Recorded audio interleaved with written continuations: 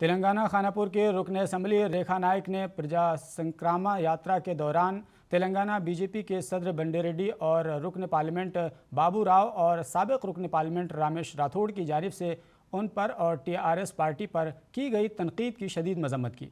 रेखा नायक ने उनसे कहा कि वो ज़बान को काबू में रखकर बात करें। बीजेपी की जानिब से तेलंगाना के चीफ मिनिस्टर केसीआर और कविता पर की जाने वाली तनकीदों को हरगिज़ बर्दाश्त नहीं किया जाएगा। रेखा नायक ने कहा कि सियासत में आने से कबल ही उनके पास असासे-जात पाए जाते हैं। గౌరవం ఏదో బండి సంజయ్ అంటే ఏదో అనుకున్నాను కానీ నువ్వు ఇంత చిల్లర్ చీప్ ఉన్నావని నాకు తెలియదు। నువ్వు గింత దిగజారి మాట్లాడతావు।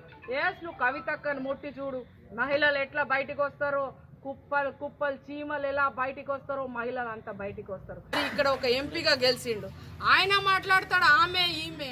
నీకు కూర్చోడానికి ఒక ఇల్లు లేకుండే, నీకు కార్ లేకుండే, నీ లెక్క అనుకున్నావు ఏంది నా చరిత్ర?